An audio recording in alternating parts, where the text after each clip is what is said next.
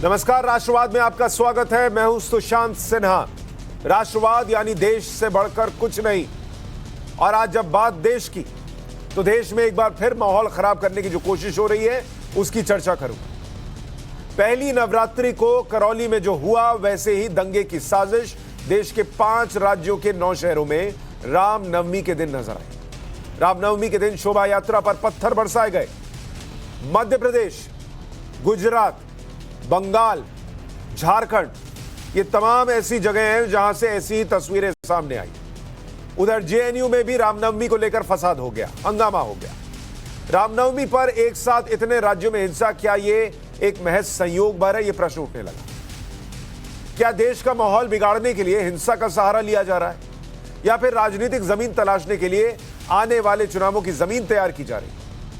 कुछ तस्वीरें आपको दिखाता। पहली तस्वीर मध्य प्रदेश के खरगोन की है। रामनवमी पर शोभा यात्रा निकल रही थी, तभी शोभा यात्रा पर पत्थर बरसाए जाने लगे। तस्वीरों में दिखता है कि पत्थर कैसे बरसाए गए। कुछ पत्थरबाज नकाब पहने हुए थे। ऐसी ही तस्वीर मध्य प्रदेश के बड़वानी से भी देखने को मिली। एक बार सुनिए वहां क्या माहौल था।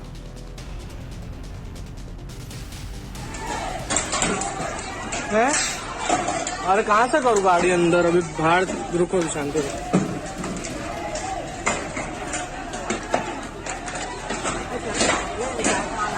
अरे एक सेकंड रुको, उनको बताना पड़ेगा ना कौन क्या था।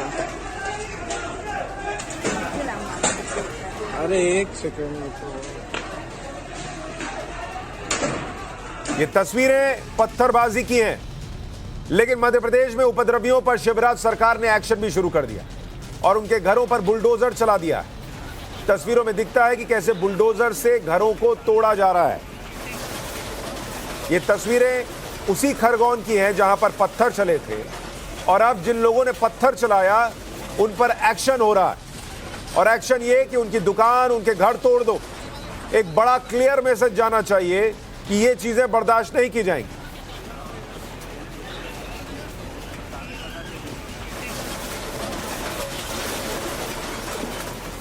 मध्य प्रदेश जैसा ही नजारा पश्चिम बंगाल में देखने को मिला। हावड़ा और बांकुरा में शोभा यात्रा के दौरान पत्थरबाजी हुई, गाड़ियों में तोड़फोड़ कर दी गई। गुजरात में भी एक नहीं 3-4 शहरों पर आगजनी की घटना सामने आई। उपद्रवियों ने भगवा झंडे का अपमान किया, उसके बाद विवाद हुआ। साबरकांठा में पुलिस पर पत्थर बरसाए गए, पुलिस को आंसू गैस के गोले छोड़ने पड़े। एक बार वहां की तस्वीरें देखिए।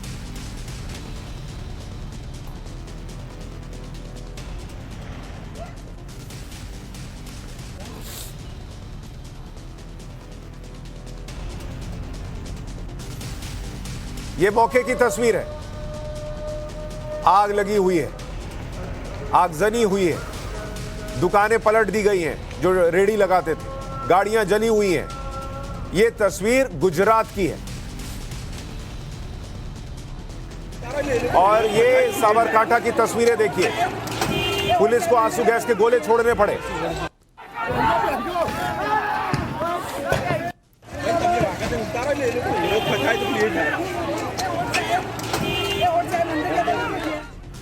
दो दिन पहले राहुल गांधी भड़काऊ बयानबाजी कर चुके थे, मरने मारने की बातें कर रहे थे। अब रामनवमी पर शोभा यात्रा पर पत्थर बरसाए जा रहे थे और असदुद्दीन ओवैसी हिंदू संगठनों पर ही हिंसा फैलाने का आरोप लगा रहे हैं। ओवैसी ने ट्वीट कर जिन शहरों में आगजनी हुई उनका जिक्र किया। करौली से लेकर एमपी के खरगोन तक की बात अपने ट्वीट में लिख डाली। कह रहे हैं कि रामनवमी की शोभा यात्रा का इस्तेमाल मुसलमानों के खिलाफ नफरत वाले बयान देने के लिए किया जा रहा है। कोई असदुद्दीन ओवैसी से पूछे कि अगर थोड़ी देर के लिए, 1 सेकंड के लिए भी ये मान भी लिया जाए कि वहां जो शोभा यात्रा निकाल रहे थे सारी गलती उनकी भी थी, तो क्या सामने से पत्थर चलाकर वहीं निपटा दिया जाएगा? देश में कानून का राज है कि नहीं? और अगर कानून का राज नहीं मानना है तो असदुद्दीन ओवैसी बैरिस्टर क्यों बने थे? किसका केस लड़ने के लिए बने थे? वकालत क्यों की थी? अगर सब कुछ सड़क पर ही हो जाना है और सड़क पर ही फैसला सुना दिया जाना है। हिंसा की आग जेएनयू में भी पहुंच गई। कल रामनवमी की पूजा और मीट को लेकर जमकर हंगामा हुआ। लेफ्ट और राइट विंग के छात्रों में मारपीट हो गई। राइट विंग के छात्रों का आरोप है कि रामनवमी की पूजा में जानबूझकर व्यवधान डाला गया, जबकि लेफ्ट विंग का कहना है कि मीट खाने से रोका गया। सप्लायर के साथ मारपीट की गई। अब दोनों पक्षों के छात्रों की तरफ से एफआईआर दर्ज कर दी गई है। पुलिस मामले की जांच कर रही है। 9 शहरों में जो आगजनी हुई है, इस पर क्या रिएक्शन है, एक बार वो भी सुन लीजिए।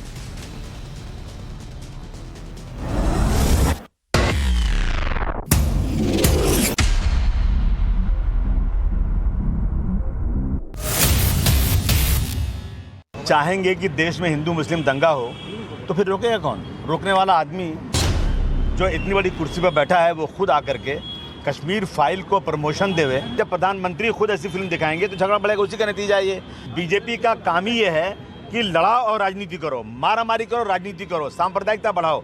ये देश को बर्बाद कर रहे हैं।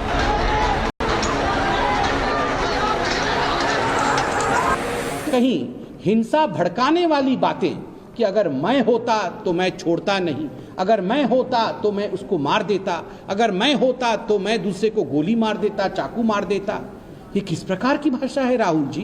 और आज ये जो माहौल पूरे हिंदुस्तान में बन रहा है, ये ऐसे ही कुछ नेताओं के भड़काने के कारण बन रहा है।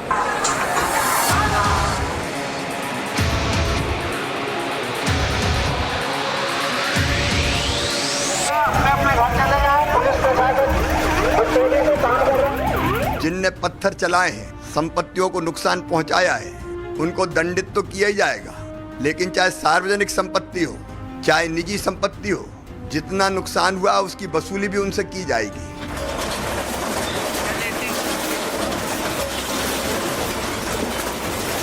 अगर आप दूसरों का घर जलाओगे तो आपके घर पर बुलडोजर चलाया जाएगा। आप दूसरों के सर पर पत्थर मारोगे तो आप भी सुरक्षित नहीं रहोगे और आपके बाप दादों से और आपसे डंडे मार मार के आपकी संपत्ति बेचकर जिनका दूसरों का नुकसान हुआ उसकी भरपाई की जाएगी।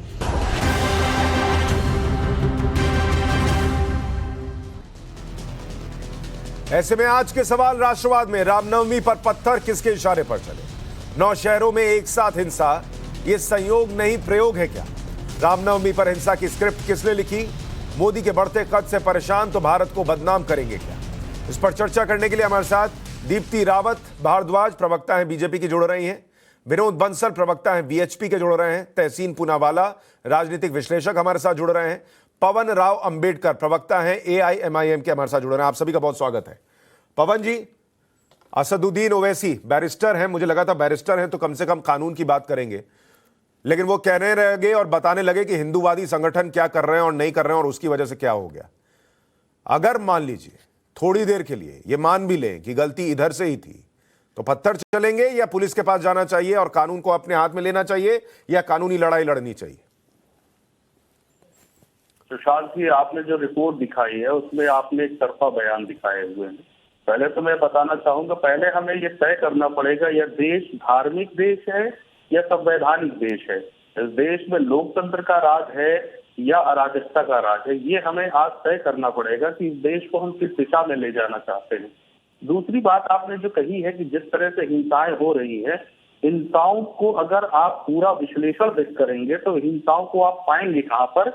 ये हिंसाएं हुई है हरिद्वार में। जिस तरह की भाषा का इस्तेमाल किया गया है, कुछ जो जिनको कहा जाता साधु संत हैं, सभ्य हैं, शालीन हैं और मर्यादा रखते हैं, उन्होंने जिस तरह की भाषा का इस्तेमाल, अरे भाई, हरिद्वार में कह दिया इसलिए मध्य प्रदेश में उन्होंने रामनवमी में जो शोभा यात्रा निकली उस पर पत्थर मार दिए?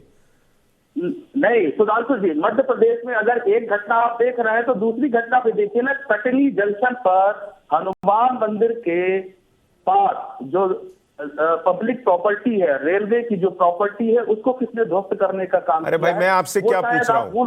मैं आपसे ये पूछ रहा हूँ, मध्य प्रदेश में हुआ, बंगाल के अंदर हुआ, झारखंड के अंदर हुआ, अभी राजस्थान के अंदर हुआ, सारे जगह एक ही पैटर्न है। रामनवमी की शोभा यात्रा निकलती है, उसमें तर्क ये दिया जाता है कि डीजे तेज था, म्यूजिक ऐसा था, भड़काऊ था। जो अरे भड़काऊ था तो पत्थर चलाएंगे क्या? आपका स्टेटमेंट अरे मैं स्टेटमेंट देने वाला कौन होता हूँ? स्टेटमेंट आपके नेता दे रहे हैं।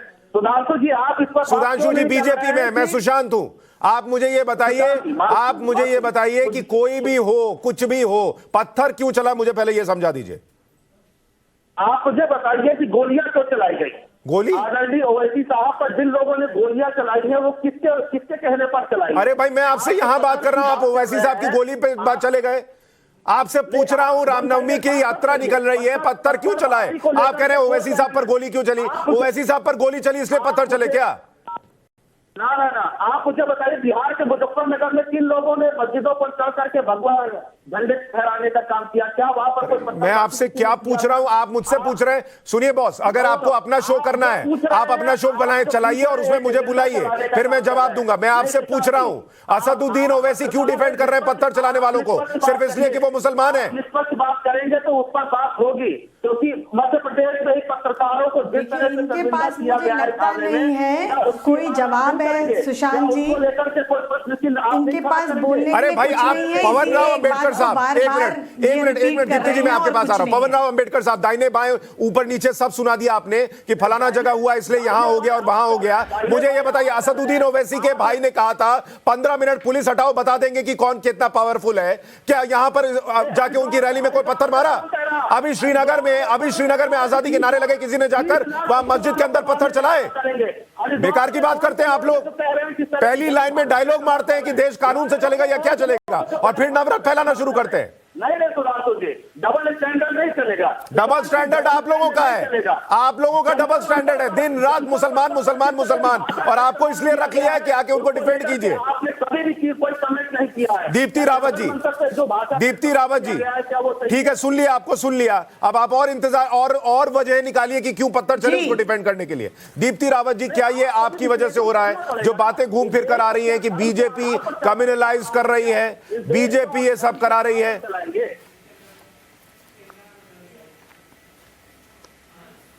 देखिए, मैं आपको एक बात कहूं कि इस वक्त ये जो विपक्ष है ये पूरी तरह से बौखलाया हुआ है। जिस प्रकार से इन्होंने उम्मीद नहीं की थी, उस प्रकार से हमारे जो अभी राज्यों में चुनाव हुए हैं उनके परिणाम आए, और उन परिणामों के उनमें भारतीय जनता पार्टी भारी बहुमत से जीत कर आई है। आज इनको ये लग रहा है कि जो इनकी फोर्स, जिनको इन्होंने पवन राव अंबेडकर, मैं आपका ऑडियो कम करा दूंगा। आपने अपनी बारी में एक भी मुद्दे की बात नहीं की, और अब आप दूसरे को बोलने नहीं दे रहे। सारी चीजें करेगी, दीप्ति जी तो बोलिए। उस फोर्स को इसको कहां इस्तेमाल करें? देखिए, वो ये फोर्स को कहां इस्तेमाल करें, उसको कहां काम पर लगाएं, तो ये कुछ नहीं कर रहे हैं। ये उसी फोर्स को, जो इनकी लंपन फोर्स है, उसको ये काम पर लगा रहे हैं, और उनको कह रहे हैं कि अभी भी ये दूसरे जो राज्य हैं ये बाकी हैं, तुम्हारे पास और काम है। तुम जैसे तुष्टीकरण की राजनीति ये पहले करते आए हैं मुसलमानों के प्रति, उसी प्रकार की तुष्टीकरण की राजनीति आज भी कर रहे हैं। आज भी उसी चीज को ले रहे हैं कि जिस प्रकार से भारतीय जनता पार्टी, देखिए भारतीय जनता पार्टी सत्ता में है, और आप ये देखिए, जब भी लॉ एंड ऑर्डर सिस्टम अगर खराब होता है, अगर कोई भी गड़बड़ होती है, तो उससे क्या होता है? उससे हमारी जो डेवलपमेंट है, हमारे जो विकास के जो काम है, वो अवरुद्ध होते हैं, उन पर रोक लगती है। तो आप ये कह रही है जानबूझकर हो रहा है, विकास को रोकने के लिए हो रहा है। तहसीन पूनावाला, राहुल गांधी जो कह रहे थे, ऑपोजिशन है, अब राहुल गांधी ने इस तरीके का माहौल डेवलपमेंट को रोकना चाहते हैं। पवन जी जरा रुकिए, अभी रुकिए, पवन जी रुकिए। तहसीन पूनावाला, राहुल गांधी वो शख्स हैं जिन्होंने खुद और उनकी बहन ने उनके पिता की हत्या करने वालों को माफ कर दिया था, उनका स्टेटमेंट है। और वो दूसरे को सिखा रहे थे कि कोई मेरी बहन के साथ ऐसा करता तो मैं उसको चाकू मार देता। वो प्रोवोक कर रहे थे। ये सब उनके प्रोवोकेशन से जोड़कर क्यों ना देखा जाए। सुशांत जी, आपके शो में शिरकत करने का मौका मिला, शुक्रगुजार हूँ। 2 या 3 चीजें मैं आपके सामने रखना चाहूंगा, और आपके स्पेसिफिक सवाल का भी मैं उत्तर दूंगा। सबसे पहली बात कि ये जो आप मॉब्स के पिक्चर्स दिखा रहे हैं, जो वायलेंस के आप पिक्चर्स दिखा रहे हैं, चाहे वो हिंदू मॉब्स हो या मुसलमान मॉब्स हो, है तो हमारे भारतीय, लेकिन इन सभी मॉब्स में आपको एक जगह भी एक भी नेता का बेटा नहीं मिलेगा, चाहे फिर वो जय शाह हो, चाहे फिर वो ओवैसी का बेटा हो। ये सारे अंग्रेजी पढ़ते हैं, ये सारे विदेश में हॉलिडे करते हैं, और यहाँ पर अनएम्प्लॉयड यूथ को दंगे लगाने के लिए इन्होंने तैयार किया है। और इसकी मैं आपको वजह बता दूं, क्योंकि दुनिया भर का आप इतिहास देखो, क्योंकि मॉब्स में मैं बहुत रिसर्च किया हूं, मैं सुप्रीम कोर्ट भी गया था और होम मिनिस्ट्री में भी इस पर मैं बात कर रहा हूं। मॉब्स वहां पर आते हैं जहां पर जॉब्स नहीं होती, तो इकोनॉमी भारत की पूरी तरह से टैंक हो गई, क्योंकि भारत सरकार के पास कुछ नहीं है इकोनॉमी पर बात करने के लिए, इसलिए इस तरह के मॉब्स को ये एनकरेज कर रहे हैं। दूसरी बात, जो आपने राहुल गांधी पे प्रश्न पूछा, उसका मैं उत्तर देते हुए अपनी बात समाप्त करता हूं। अगर राहुल गांधी कहीं पर भी जिम्मेदार है, तो भारतीय जनता पार्टी का यह फर्ज बनता है वर्तमान केंद्र सरकार का फर्ज बनता है कि वो कार्रवाई करे। वर्तमान केंद्र सरकार अमित शाह जी पूरी तरह से फेल हो गए। बार बार उनके शासन में दंगे हुए हैं, मॉब्स बढ़े हैं। सुप्रीम कोर्ट के मेरे जजमेंट के फैसले के बावजूद कि मॉब के खिलाफ एक कानून बनना चाहिए, उन्होंने मेरे कानून की प्रशंसा की थी। अमित शाह जी कानून को पास नहीं करते। जिन सूबों ने इस कानून को पास किया है वहां पे मैडम मैं ऐसे डिबेट नहीं करता, सुशांत जी जानते हैं। दीप्ति जी उनको बोल लेने दीजिए, फिर आप रिस्पॉन्ड कर लीजिएगा। ऐसे नहीं करता हूं, मैं डिबेट नहीं करता हूं। दीप्ति जी एक मिनट, वो आपके समय नहीं बोल रहे। दीप्ति जी एक मिनट, दीप्ति जी वो बोल लें, फिर आप उसके बाद बोल लीजिएगा। दीप्ति जी प्लीज, जो यहाँ दीप्ति जी प्लीज, आई रिक्वेस्ट यू, मैं ऐसे डिबेट नहीं करता हूं। विस्फोट होते थे, आज आपको कहीं ऐसी घटनाएं देखने को मिलती है देश भर में। दीप्ति जी एक मिनट रुक जाइए प्लीज, उनको बोल लेने देश के दीजिए। जो दीप्ति जी उनको बोल लेने दीजिए। भारतीय लोग हैं वो शांति से रह रहे हैं पूरे देश में, ये आपको मुझे लगता है अच्छा नहीं लग रहा है। अगर आपको तहसीन अपनी बात पूरी कीजिए जी। अगर आपको लगता है कि भारत के लोग इस वक्त शांति से रह रहे, या तो आप एक अलग मुल्क में रह रहे, या तो आप सुशांत जी के चैनल पे जो विजुअल्स आ रहे हैं उसको नहीं देख रहे। अच्छा मेरा एक प्रश्न सुन लीजिए तहसीन पुनावाला, आप बता रहे थे। नहीं एक सेकंड, मैं नहीं फिर मैं आपके दर्शकों को एक चीज बताना चाहता हूं। बताइए बताइए। एक ही चीज, माननीय सुप्रीम कोर्ट ने मेरे केस में एक आदेश दिया था कि मॉब वायलेंस के खिलाफ एक बिल पारित हो। बिल की उन्होंने प्रशंसा की थी मेरे कानून की। इसके बावजूद अमित शाह जी ने पार्लियामेंट में कहा मैं बिल पास नहीं करेंगे। जिन सूबों ने पास किया है वहां पे गवर्नर और राष्ट्रपति दस्तखत नहीं कर रहे, क्योंकि सीआरपीसी का मामला है, सेंट्रल रूल में भी आता है, गवर्नर और प्रेसिडेंट दस्तखत नहीं कर रहे। ये अमित शाह जी की जिम्मेदारी है, उनको रिजाइन करना चाहिए। अब तहसीन पुनावाला जी आप अमित शाह का रेजिग्नेशन ले लीजिएगा अलग से, मैं ये पूछ रहा हूं। एक मिनट आ रहा हूं विनोद बंसल जी, मैं ये कह रहा हूं आपने कहा कि भीड़ वहां होती है, मॉब वहां होती है जहां बेरोजगारी होती है, ठीक है। नेहरू के कार्यकाल में जब वो प्रधानमंत्री थे इस देश के अंदर 243 दंगे हुए थे, 243। इंदिरा जी के कार्यकाल में 337 दंगे हुए थे जी। राजीव गांधी के कार्यकाल में 291 दंगे हुए थे और उनसे कंपेयर कीजिएगा तो बीते 8 साल में दंगे कम हुए हैं इस देश के अंदर। तो मैं ये जानना चाहता हूं इन प्रधानमंत्रियों के अंदर ये दंगाई और भीड़ कहां से आ रही थी? उस वक्त भी बेरोजगारी थी। जी, आपने बिल्कुल दुरुस्त फरमाया। ये सारा डेटा हमने माननीय सुप्रीम कोर्ट में दिया है उस वक्त, और बिल्कुल उस वक्त भारत एक गरीब मुल्क था। जो 2004 से 2014 तक भारत ने तरक्की की थी। इसलिए अगर आप 2004 से 2014 का डेटा देखेंगे कंपेयर टू 2014 टू 2019 का डेटा, जो 18 का डेटा जो सुप्रीम कोर्ट में, अब यहाँ पे दंगे बढ़े क्योंकि जॉब्स और एम्प्लॉयमेंट और इकोनॉमी कॉन्ट्रैक्ट हुई है, हमारी जीडीपी गिरी है। तो आप मुझे गिना सकते हैं बीते 8 साल में बड़ा दंगा कौन सा हुआ है? Mob violence.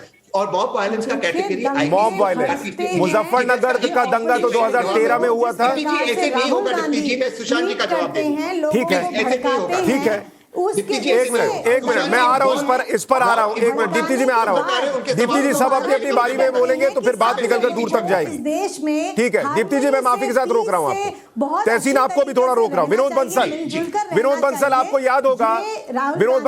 याद होगा एक बार राहुल गांधी ने भी समझाया था कि दुनिया में बेरोजगारी की वजह से आतंकवादी पैदा हो रहे हैं। उन्होंने बोको हराम और दूसरों के बारे में भी बताया था कि बेचारे बेरोजगार युवा हैं और इसलिए वो बंदूक उठा रहे हैं। अब ये जो भीड़ आई, जो पत्थर चलाने लगी, इसके पीछे भी बेरोजगारी वजह हो गई। मुझे ये बताइए, एक मिनट रुक जाइए, मुझे ये बताइए मुर्तजा तो बेरोजगार नहीं था, आईआईटी बॉम्बे का पढ़ा हुआ था, वो गोरखनाथ मंदिर में जो करने गया था बेरोजगारी की वजह से गया था। ये बेरोजगारी के पीछे कब तक एक एक बहाना कि भाई कश्मीर में बंदूक उठा रहे क्योंकि उसके पिता को सड़क पर मार दिया, फलानी चीज हो गई, ढिमकानी चीज हो गई, और अब ये निकल कर आया बेरोजगारी। रामनवमी के जुलूस पे पत्थर इसलिए चल गए क्योंकि लोग बेरोजगार हैं। सुशांत जी ये तर्क नहीं है, कुतर्क हैं। अपने जब लोगों के पास अपने खुद के जो लॉजिक मर जाते हैं तो इस तरह के इलॉजिकल बातें करके ढूंढ के लाते हैं। आप मुझे बताइए कि महंगाई बेरोजगारी कब नहीं थी देश के अंदर, लेकिन आप मुझे बताइए पत्थर चलाने वाले कब से, कहां से, कब, क्यों पैदा हुए? और आखिरकार ये जो महंगाई बेरोजगारी क्या हिंदुओं में नहीं है क्या? क्या सिर्फ मुसलमानों ने इसका ठेका ले रखा है क्या? आप मुझे बताइए क्या कभी कहीं सुना है कि हिंदू मंदिर से कभी पत्थर चले हों? कभी किसी हिंदू अपने गुरुद्वारे से कहीं पत्थर चले हों? कहीं जैन मंदिर से कोई पत्थर चले हों? कभी वहां से कोई बम फटे हों? अरे भाई एक तो कोई एपिसोड बता दो, और एक एपिसोड ये बता दो कि ऐसा कौन सा हिंदू त्योहार है जिस पर ये इस्लामिक जिहादियों ने हमले नहीं किए। मैं आपको अनगिनत कहानियां गिना सकता हूं, मुझे लगता है गिनाने की आवश्यकता नहीं है। अजय एक मिनट, आपने एक इंपॉर्टेंट सवाल पूछा, मैं उसको तहसीन के पास ले जाना चाहता हूं।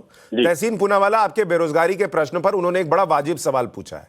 अगर बेरोजगारी है तो हिंदू भी बेरोजगार है, मुसलमान भी बेरोजगार है, सिख भी होगा, ईसाई भी होगा, जैन भी होगा, पारसी भी होगा। ये बाकी जगहों से पत्थर क्यों नहीं चलते? तजिया निकलता है तो हिंदू मंदिरों से बेरोजगार पत्थर क्यों नहीं चलाते?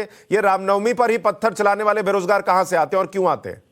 मैंने इसका उत्तर शुरुआत के अपने वाक्य में ही दिया था, मैं दोबारा से दे दूंगा। सुशांत जी, आप जो विजुअल्स दिखा रहे, चाहे फिर वो मुस्लिम मॉब्स हो या हिंदू मॉब्स हो, इनमें से एक भी व्यक्ति, सुशांत भाई, आप आइडेंटिफाई नहीं कर पाओगे कि किसी नेता का बेटा है। एक भी, ये सारे जो वायलेंस हो रहे हैं, एक भी किसी नेता का बेटा। सर, ये मेरे प्रश्न का जवाब नहीं। समाप्त कर दूं तहसीन भाई, ये मेरे प्रश्न का जवाब मौका दे तो मैं समझा। अच्छा ठीक है, 1 मिनट विनोद जी, उनको पूरा करने दीजिए, एक बात पूरा कर ले, बोलिए। ये बात समाप्त होने दीजिए।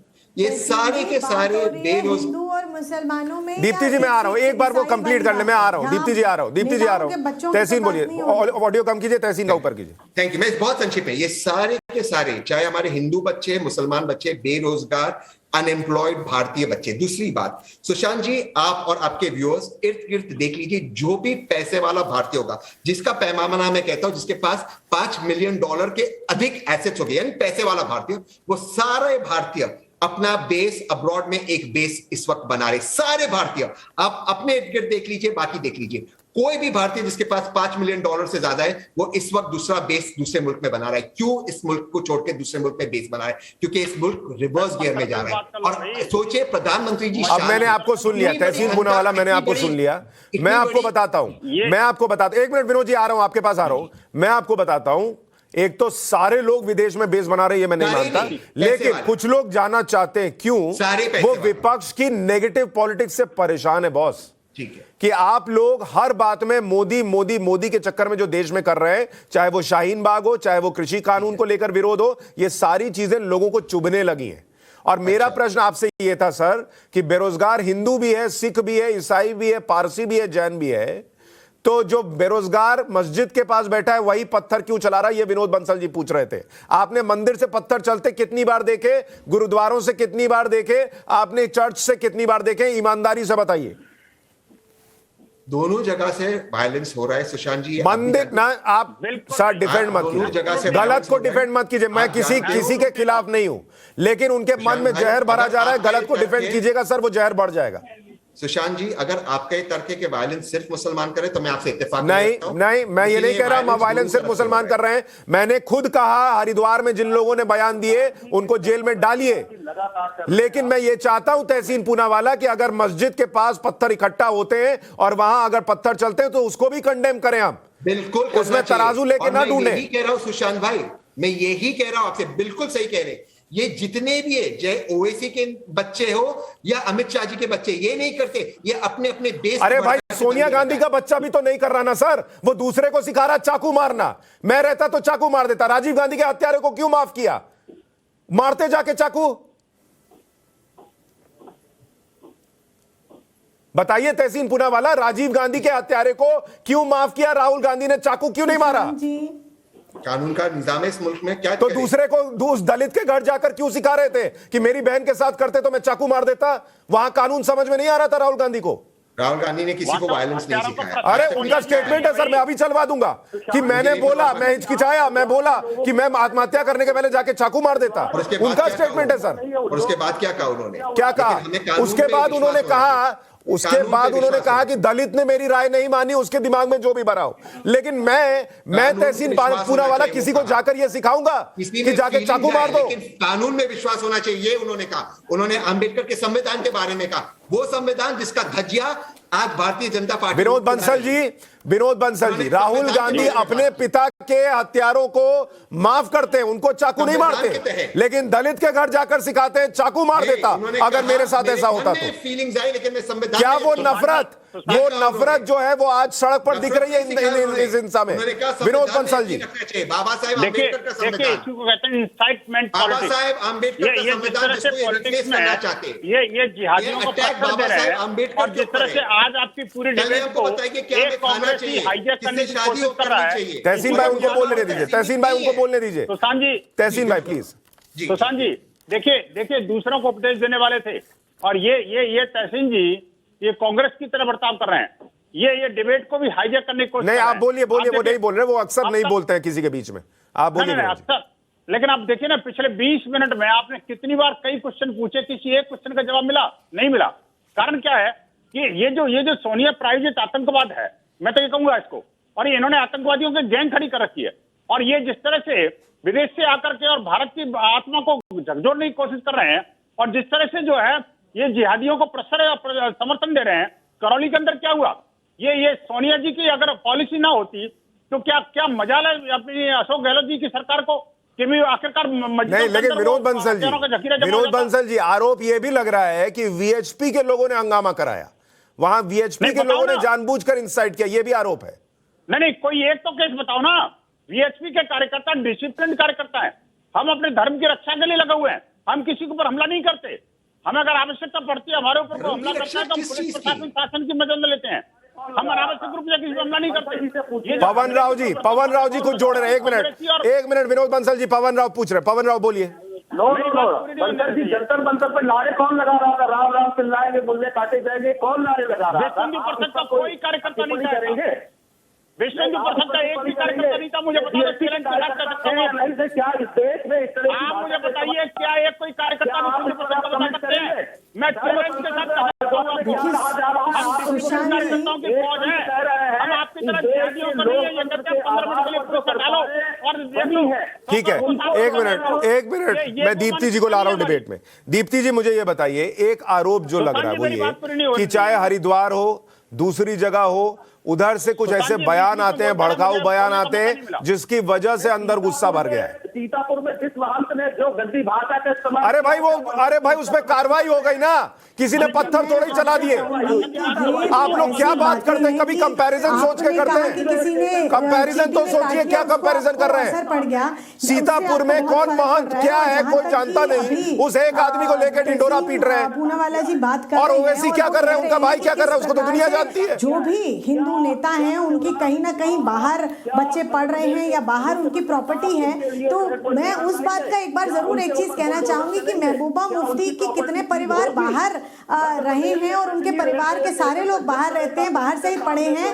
यहाँ पर उमर अब्दुल्ला कैसे बाहर पढ़ते हैं, उनके पिताजी भी बाहर रहे हैं। सभी लोगों ने कितनी इनके पास धन संपत्ति विदेशों में है, सबको मालूम है किस प्रकार से यहाँ सोनिया गांधी, राहुल गांधी और प्रियंका गांधी किस प्रकार से उनके बाहर का सारा सिस्टम है। तो ये भारतीय जनता पार्टी को ना कहें तो ज्यादा बेहतर होगा। ये अपने, मुझे लगता है कि दूसरी ये जो हमारी पहले की जमात है उसको ये देखें कि वो किस प्रकार से इस देश में राजनीति आज तक करते आए हैं। आज एक ऐसी सरकार हमारे सामने है जो सबका साथ, सबका विकास, सबका प्रयास और को लेकर, इस मंत्र को लेकर आगे बढ़ रही है। देखिए, लेकिन प्रश्न ये है द्वारा जो योजनाएं चलाई जाती हैं, जो भी सामाजिक न्याय के प्रति जो योजनाएं चलाई जाती हैं, वो केवल किसी एक व्यक्ति के लिए नहीं होती, वो सब मैं बता चुका अपने शो में। दीप्ति जी मेरा प्रश्न सुनिए, मेरा प्रश्न ये है कि अगर ये सब देश को डिफेम करने की कोशिश है, देश में अस्थिरता लाने की कोशिश है, नरेंद्र मोदी सरकार को में अगर देश ऊपर जा रहा है तो उसको खींच के नीचे लाने की कोशिश है, तो इस देश में एक पद बना हुआ है गृह मंत्री का। वो गृह मंत्री अमित शाह क्या कर रहे हैं, उन्होंने इसको रोकने के लिए क्या किया है?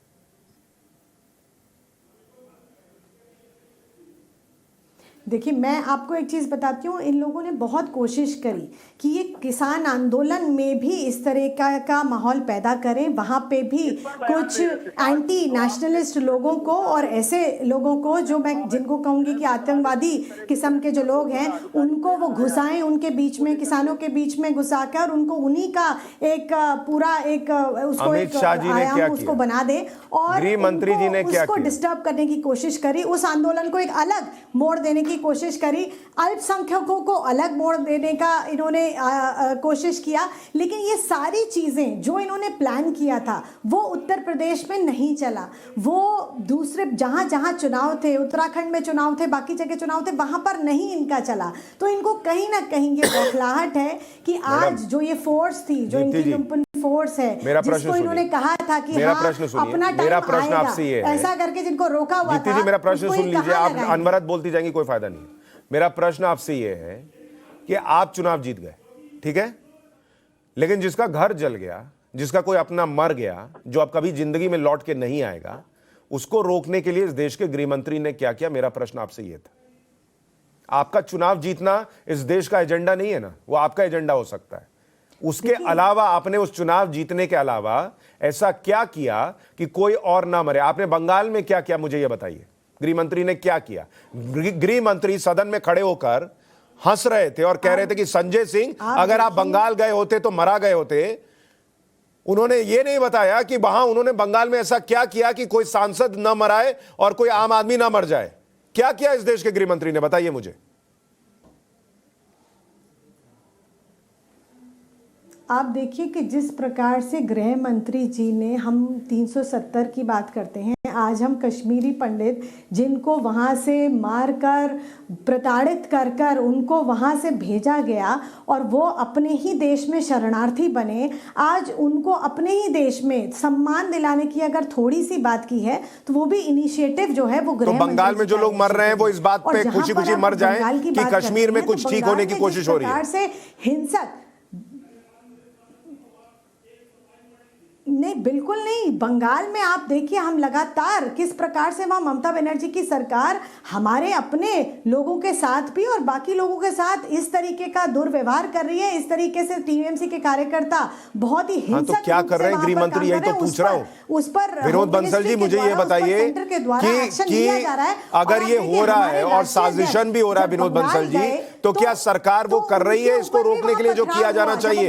ये कैसे रुकेगा विनोद बंसल जी? ममता बनर्जी वहाँ पे बौखलाई हुई है। जी, मैं आपकी बात से सहमत हूँ। देखिए, दीप्ति जी जो कह रही हैं, मैं इनकी बात से थोड़ा सा डिफर करता हूँ। मैं ये कह रहा हूँ को देखिए कि बंगाल जो है वो सीधी उंगली से घी नहीं निकलने वाला मेरी बहन। बात यह है कि गृह मंत्रालय को वास्तव में सख्त होना पड़ेगा, कठोर होना पड़ेगा।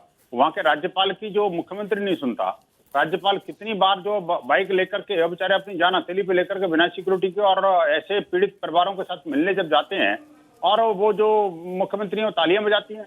आप देखिए किस तरह से रामनवमी की शोभा यात्राओं पर जिहादियों ने नृशंस हमले किए और उसके बावजूद भी किसी का स्कूल तक नहीं आया। आखिरकार ये जो जिहादियों के हमले हैं, उनको जिहादियों को प्रोटेक्शन और प्रश्रय और संरक्षण जिस तरह से ममता जी दे रही हैं, ये बड़ा दुर्भाग्यपूर्ण बात है। और इसमें केंद्र सरकार की चुप्पी मुझे लगता है कहीं ना कहीं जो है हृदय को विदारक तो है ही है। तहसीन पूनावाला आपको जोड़ रहे हैं इसमें, तहसीन पूनावाला आवश्यकता बहुत है। और ये जो तहसीन पूनावाला जैसे लोग हैं, इनकी पार्टी तो बिल्कुल चुप्पी साध बैठी है। इनको तो हिंदुओं के मरने या जीने से कोई लेना देना है ही नहीं। इनको तो जिहादियों का कोई टोपी न उड़ जाए इसकी चिंता है बस। अगर दाढ़ी का बाढ़ एक भी निकल गया तो इनके तो इस्लाम खतरे में आ जाता है। ठीक है, आप उनका जवाब सुन लीजिए। जवाब सुन लीजिए सर, जवाब सुन लीजिए। नहीं जवाब सुशांत जी मेरी बात को पूरी नहीं होने देते तब तक ये जो बीच में चिल्लाने लग जाते हैं। और मैं जब बीच में वो आपके बीच में चुप हो गए थे विनोद जी। कम से कम आप तहसीन के लिए नहीं बोल सकते, वो अमूमन चुपचाप अपनी बारी का इंतजार करते हैं। तहसीन बोलिए। कांग्रेस की सरकारों में हिंदुओं पर हमले कब तक होते रहेंगे? आखिरकार क्या हिंदुओं ने अब जब अरे भाई, मध्य प्रदेश में बीजेपी की सरकार है, गुजरात में बीजेपी की सरकार है, कांग्रेस की सरकार थोड़ी है। बीजेपी से प्रश्न पूछिए क्यों हिंदुओं पर हमले हो रहे हैं। तहसीन पूनावाला बोलिए। मुझे विनोद बंसल जी से पूरी तरह से सिंपैथी है। अगर विनोद बंसल जी मुझे आपसे पूरी तरह से सिंपैथी है। अगर आप कहते, इसके पहले आपने सुशांत भाई को कहा कि हिंदू भाई हमारे खतरे में, इसके बाद आपने कहा कि हिंदुओं पर हमारे अटैक होते हैं। सुनिए प्लीज सर, मेरी बात सुन लीजिए ना please. I request you sir, I request you please मेरी बात सुन लीजिए डिबेट में। सर प्लीज मेरी बात सुन लीजिए सर, मेरी बात सुन। अगर हमारे हिंदू भाई हमले हैं सर, अगर जिहादी इस मुल्क में है और जिहादियों को प्रश्रय कौन दे रहा है भाई? आई एग्री सर, मेरी बात खत्म होने दीजिए सर, आपकी बात सुनिए मैंने इतनी। अच्छा विनोद जी वो बोल ले, फिर आप जवाब दीजिएगा। वो बस ये कह रहे हैं कि उन्होंने नहीं कहा कि हिंदू खतरे में, आप ये लाइन ना बोले। नहीं, उन्होंने आप पहले उसमें कहा कि हिंदू कब तक खतरे में रहेगा, ये उन्होंने कहा, ये लाइन कहा, आप चेक कर लीजिए। उसमें मैं डिबेट नहीं करना चाहता। उन्होंने कहा कब तक हिंदुओं पर हमले होंगे। ठीक है, अब आप अपनी बात करिए। अच्छा ठीक है, आगे की बात करिए, आगे की बात करिए। हिंदुओं पर कब तक हमले हो गए, जिहादी है हमारे मुल्क में, इन सब बातों को मैं अगर मान भी लूं मेरे भाई, निकल रहा था तो मस्जिदों को सैनिटाइज क्यों नहीं किया? Sir I request you sir, ऐसे नहीं होता डिबेट। क्या पब्लिक को अच्छा लगता है हम इस तरह से डिबेट करें? विनोद जी थोड़ा सा रुकिए ना, फिर उनको बोलने दीजिए। अभी पवन जी के पास भी जाना है, वो भी बोलना चाह रहे हैं। पवन जी आ रहा हूं, तहसीन बात पूरी कीजिए। मैं तो आपसे एग्री कर रहा हूं विनोद भाई, मैं तो आपसे एग्री कर रहा हूं। अगर इस तरह के हमले हमारे हिंदू भाइयों पर हो रहे, अगर हमारे मस्जिदों को सैनिटाइज नहीं किया गया, अगर जिहादी है हमारे मुल्क में, तो फिर अमित शाह जी, एनआईए और माननीय प्रधानमंत्री क्या कर रहे? वो फेल हो गए। शिवराज सिंह चौहान फेल हो गए। आप कब तक राहुल गांधी को दोष देंगे? प्रियंका गांधी को विरोध देंगे, वो तो विपक्ष में तो सारे चुनाव हार गए।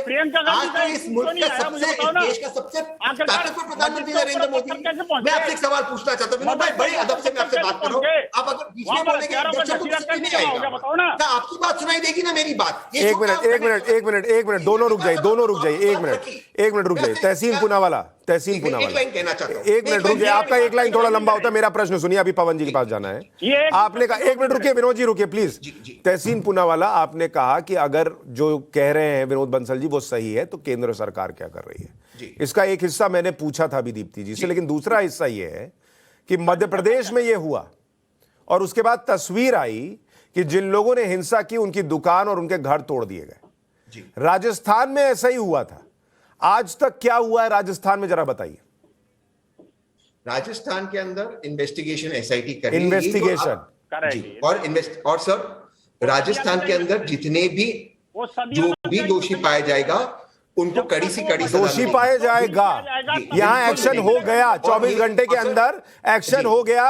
वहां 4 दिन 5 दिन हो गया, अभी भी इन्वेस्टिगेशन चल रही है। बिना इंटरप्शन के मैं बता दूं, 2 चीज मैं कहना चाहता हूं सुशांत जी। एक, ये इतने हमले हमारे देश में, सारे देश में हो रहे, प्रधानमंत्री जी चुप क्यों है? प्रधानमंत्री की साइलेंस का मतलब ये कि प्रधानमंत्री कहीं ना कहीं चाहते हैं इस पर डाइवर्जन हो ताकि इकोनॉमी पर बातें हो। दूसरी चीज, ये जो आप विजुअल दिखा रहे सर, ये बुलडोजर्स का, इसका कोई फायदा नहीं। सर आप मुझे बता सकते हैं आईपीसी के किस प्रावधान के अंदर आप किसी के दुकान और घर तोड़ोगे? ये सिर्फ जुमलेबाजी है सर, सिर्फ जुमलेबाजी। बुलडोजर से कुछ नहीं होगा। जो आदमी ने पत्थर फेंका उसको, तहसीन पूनावाला मैं आपको बताता हूँ बुलडोजर से क्या होगा। तहसीन पूनावाला मैं आपको बताता हूँ बुलडोजर से क्या होगा। मैं आपको बताता हूँ बुलडोजर से क्या होगा।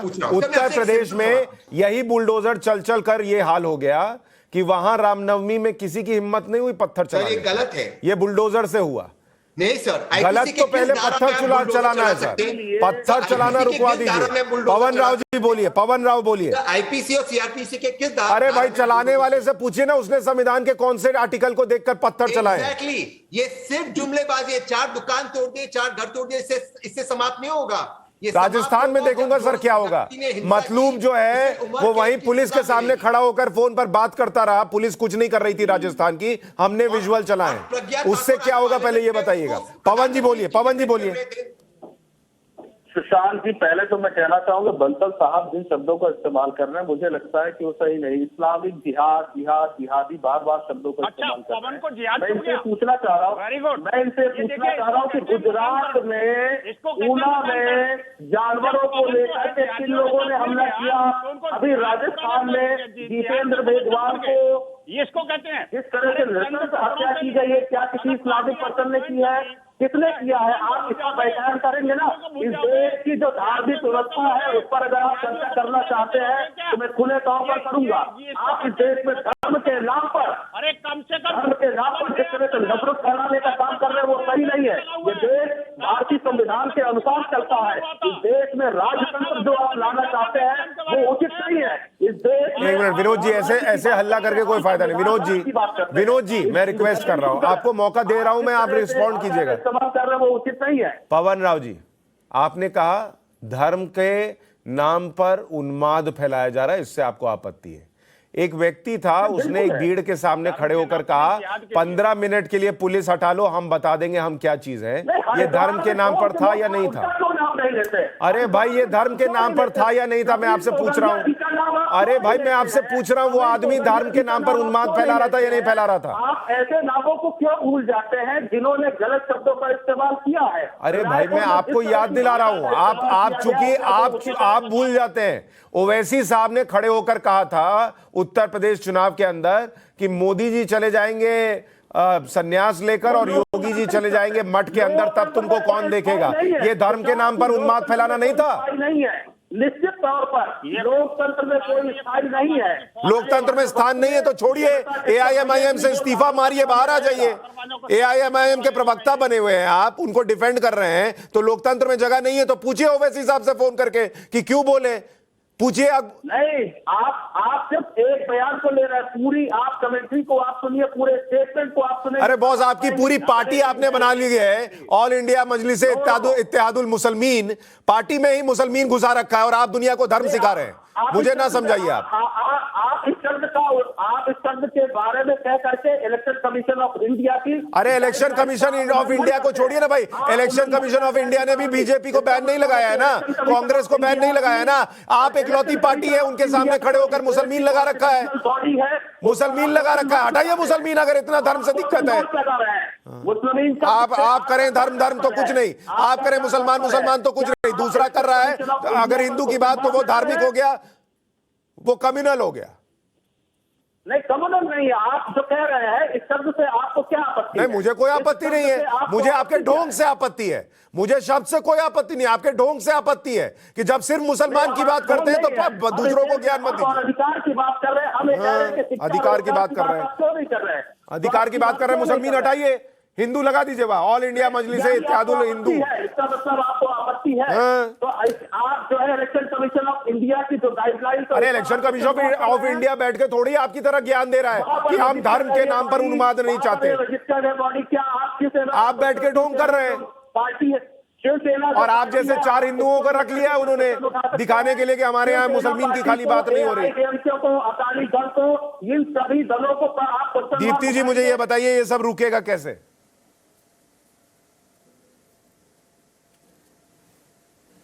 देखिए, मैं आपको ये बात बताऊं कि ये जो लोग हैं, ये वो लोग हैं जो भारत के टुकड़े होंगे ऐसे नारों के पीछे खड़े हैं, ऐसे लोगों के साथ खड़े हैं जो भारत तेरे टुकड़े होंगे इंशाअल्लाह इंशाअल्लाह लगाते हैं। उनके साथ ये लोग खड़े हुए हैं, उनके समर्थन में ये लोग खड़े होते हैं। ये ऐसे देश विरोधी लोग हैं।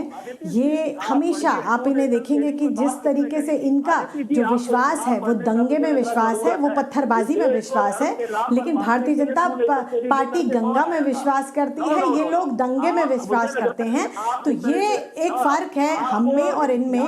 भारतीय जनता पार्टी राष्ट्रवादी पार्टी है, भारत की बात करती है और भारत के जो नागरिक हैं उनके लिए जो अच्छा है, भारत में विकास आगे हो और यहाँ के लोग आगे बढ़े, भारत आगे बढ़े, उसकी बात भारतीय जनता पार्टी करती है, उसकी बात हमारी सरकार करती है, हमारे प्रधानमंत्री करते हैं। और ये वो लोग हैं जो केवल तुष्टीकरण की राजनीति करते हैं, जिन्होंने आज तक हमेशा केवल वोट बैंक इसीलिए पाया है क्योंकि इन्होंने दूसरे जो हमारे धर्म है, जो मुसलमान है, जो बाकी लोग हैं, उनको मेजॉरिटी के खिलाफ भड़काया है। इनका वही काम है। ये रुकेगा कैसे? पवन जी रुकिए ना थोड़ा, आपको नहीं रुकने के लिए कह रहा हूँ, तो उनसे पूछ रहा हूँ ये रुकेगा कैसे? अगली रामनवमी में पत्थर नहीं चलेंगे, इसकी क्या गारंटी है? इनको कहीं ना कहीं लगता है, इन्होंने जिस प्रकार से, बिल्कुल देखिए, जिस प्रकार से इनका जो मानसिकता है वो यही मानसिकता है कि ये इनके पास कुछ बचा नहीं है करने के लिए और ये केवल वोट बैंक की राजनीति कर रहे हैं। भारतीय जनता क्या है नहीं, बहुत छोड़िए अच्छे से, मैं आपसे पूछ रहा हूँ, आप केंद्र में सरकार में हैं और ये अगली बार रामनवमी में ये पत्थर नहीं चलेंगे, इसकी गारंटी आप पब्लिक को कैसे देंगी, मुझे बताइए। देखिए, इसकी गारंटी आपको दिख रहा है ना, उत्तर प्रदेश में नहीं चल रहे पत्थर और आज आपने मध्य प्रदेश में भी देख लिया। ऐसे ही बाकी प्रदेशों में भी जब एक गुजरात में मध्य प्रदेश में चला ना भाई, आपकी सरकार है, बाद इनके ऊपर कड़ा एक्शन लिया जाएगा तो आपको दिखेगा कि अगली बार से ये आपको पत्थरबाजी नहीं करते हुए मिलेंगे। आज कश्मीर में भी आपको पत्थरबाज नहीं दिख रहे हैं, आज पूरे देश में भी आपको ठीक है, तहसीन पूना वाला घटनाएं हुई हैं वहां भी आपको आगे नहीं मिलेंगे। कैसे रुकेगा तहसीन पूना वाला? जहां भारतीय जनता पार्टी की सरकार है। एक दरख्वास्त है, अगर दीप्ति जी और भाजपा जो मॉब वायलेंस बिल है जिसकी प्रशंसा सुप्रीम कोर्ट ने करते हुए ये आदेश दिया कि इसे पास करेगा, आप पास करोगे ये मॉब वायलेंस रुकेगा क्योंकि इसमें प्रिवेंटिव मेजर्स है। पहली बात, ये एक लॉजिकल बात है। दूसरी बात, प्लीज इकोनॉमी पे फोकस कीजिए। भारत की इकोनॉमी इस वक्त कॉन्ट्रैक्ट हो गई, पहली बार 40 वर्षों में हमारी इकोनॉमी कॉन्ट्रैक्ट हो रही है। हम लगातार घटते जा रहे इकोनॉमिक पैरामीटर्स पर, और प्लीज हमारी तुलना श्रीलंका और पाकिस्तान से मत कीजिए, वो हमारा पैमाना नहीं है।